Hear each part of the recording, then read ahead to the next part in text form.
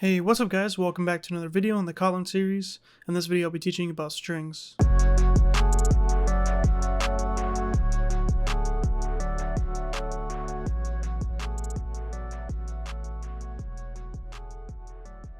Alright guys, welcome back to another video. As we've done a couple of times, we can create a string by doing something like var name is equal to Billy Bob the third, and a string is just going to be a sequence of characters in between double quotes. That's all you have to do to create a string. In this episode, I want to show you some more things that you can do with strings, different ways you can manipulate them and grab information from them, alright? So there's something you can do called string concatenation. This is when you add strings together. So if I want to make another variable called statement, say I want to make a statement about myself, I can do something like name plus is my name. So what this will do is it'll take the value of this name variable, which happens to be a string of Billy Bob the third, and then combine it with this string that we have here. This is a string literal just because it's by itself, and just combine it with the value of that variable. So now they're going to be added together, and the result of this concatenation will be placed into this variable here as the value. So if I just go ahead and test this out, I can go ahead and print name to see what name prints out, and then I can after that print statement to see what that prints out. There we go, so we get Billy Bob the third because that's what name has, and then we have statement because statement is combining both name, which is Billy Bob the third, and then is my name into one string and then printing it out. Perfect. So that is string concatenation. That is how you add two strings together to form a new string. You can actually add more than two. You can do as many as you want.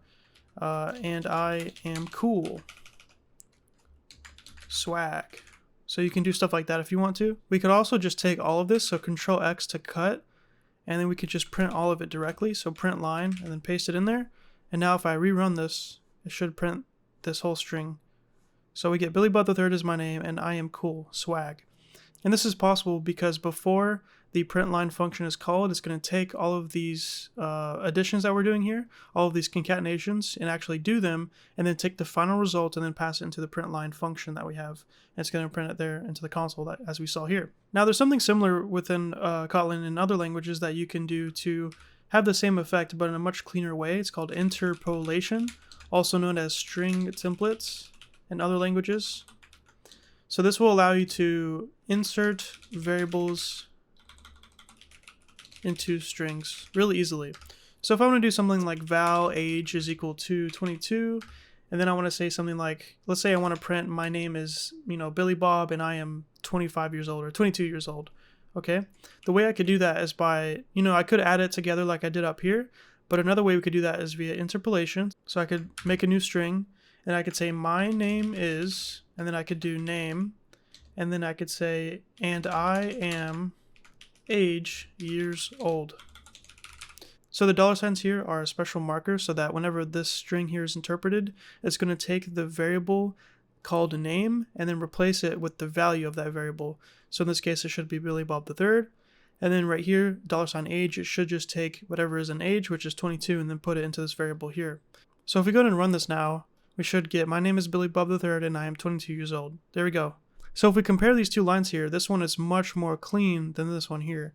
And I wanted to show you both of them just because this is the traditional way that you find pretty much within all languages, all popular languages, some way or another.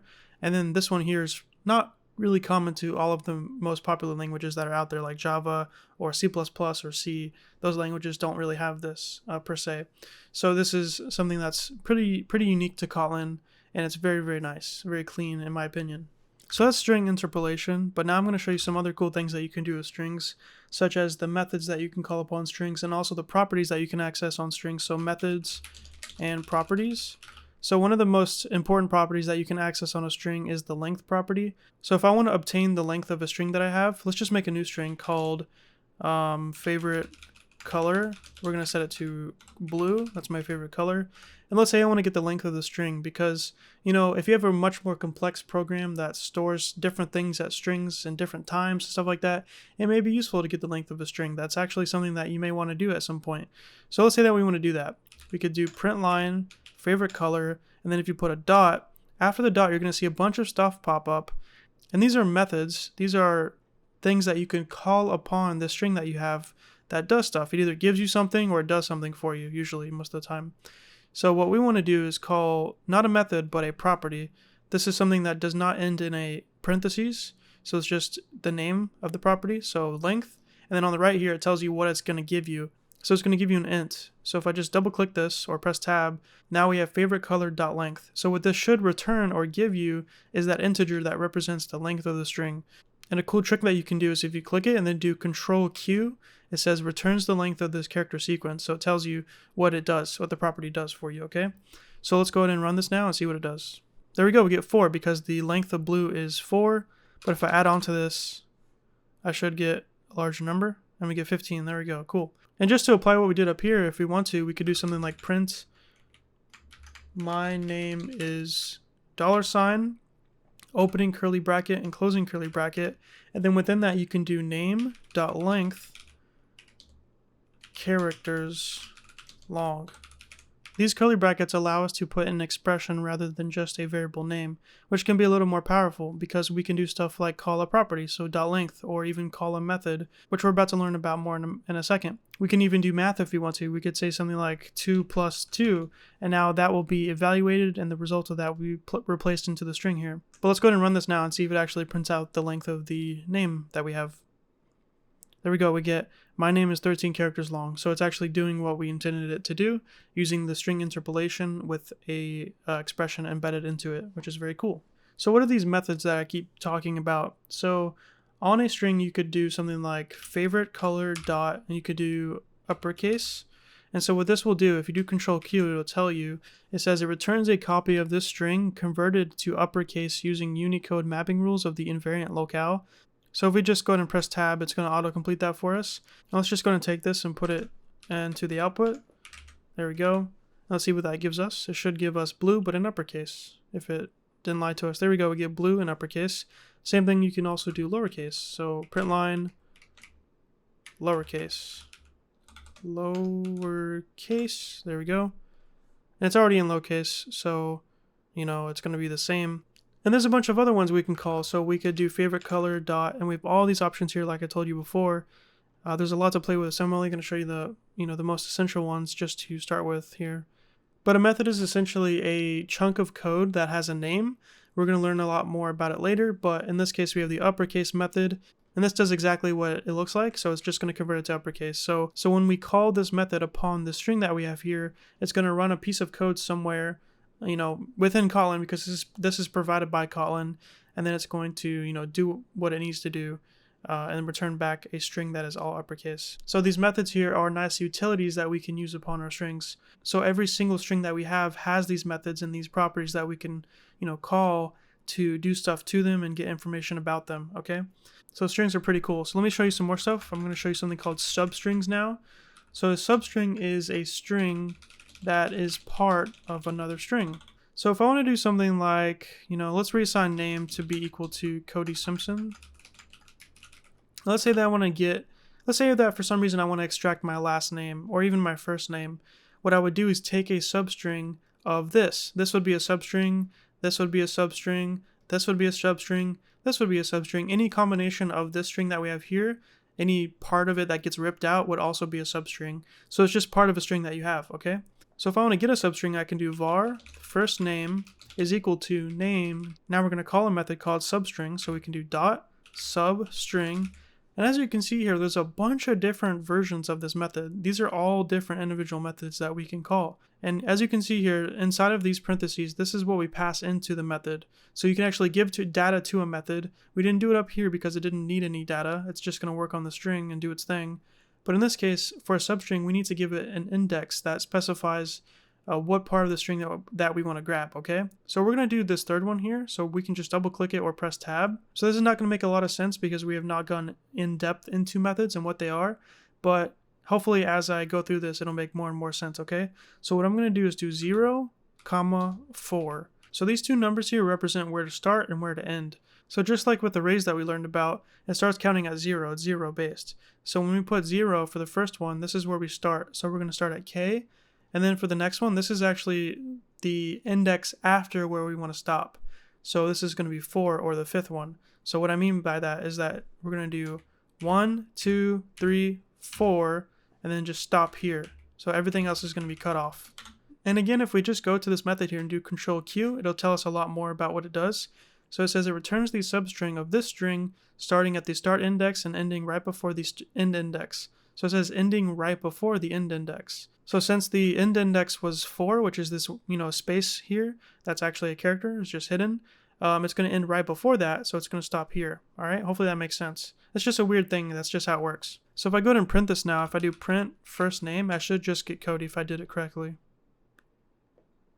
There we go. And if I can do dot length, I can verify that there's no hidden spaces. So dot length, and I should get 4 if there's no hidden spaces. There we go, we get 4. Another cool trick you can do to get rid of hidden white space, like spaces, tabs, and new lines and stuff like that, is by doing dot trim. This is another method that you can do upon strings to chop off the beginning and ending white space. So if I do Control Q, it says returns a string having leading and trailing white space removed. So that will definitely have only KODY as the output, okay? So just as a further exercise, you should put your name and try and see if you can grab your last name just by providing these indexes here into the method. So let's try that now with my name. So if I want to target just Simpson, I need to figure out what's the starting index of the S here. So it should be 0, 1, 2, 3, 4, 5. So that should be 5. And since we just want to stop at the end, we could simply do nothing for the last one. So that will automatically just keep going until the string is over. So if I go ahead and run this now, I should get Simpson printed out into the console. There we go, we get Simpson. But if there's something after it, like, pickle, I want to stop at the space, right? So that would be, so this is 5, right? So that would be 6, 7, 8, 9, 10, 11, 12. So it should stop right before that. So we put 12, I think. Let's try this out. And there we go. No white spaces. Perfect. Because I can't highlight anything after that.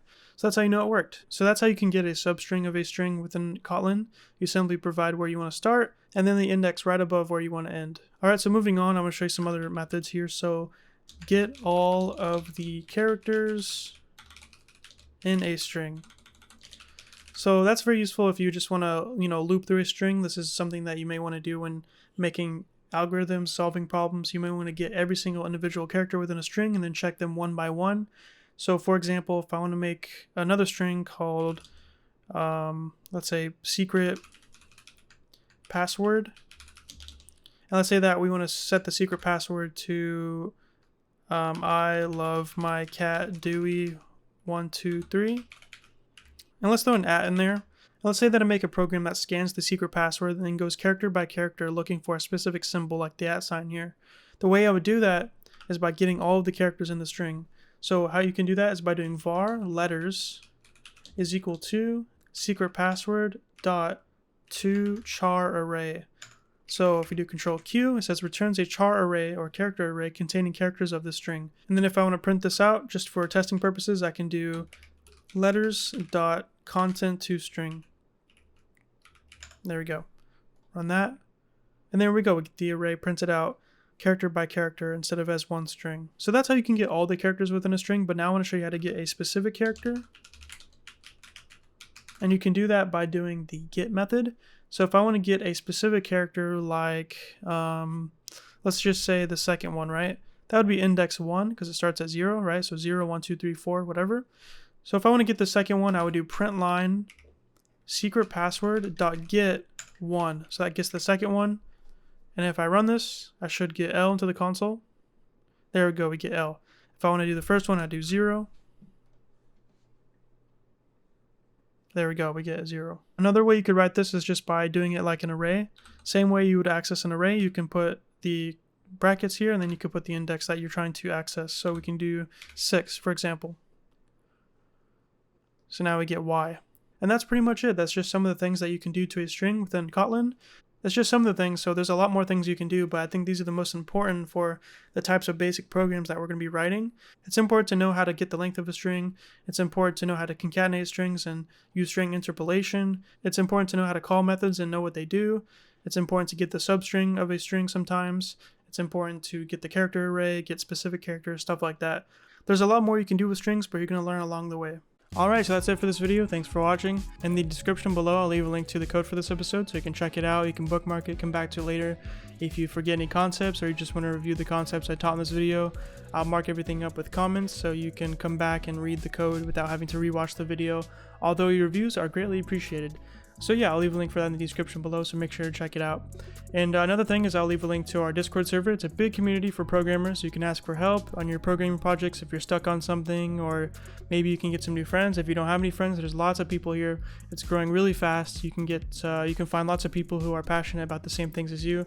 For example, if you like Minecraft Spigot development, you can find lots of people who like that. If you like C++, if you like Java, if you like web development, it's a really, really big programming community. So feel free to join. There's a link for that in the description below. And the last thing I want to tell you is that if you want to support this channel, you can click the join button below this video, and you can join this channel as a member for as low as 99 cents a month, and you can cancel at any time. You get some cool perks like early access to all of my new videos, a cool rank on my Discord server like you see right here on the side, YouTube members, and also you get to see yourself on the screen like you see right now. So if that sounds cool to you, feel free to join. If you don't want to, that's fine. If you can't, that's okay too.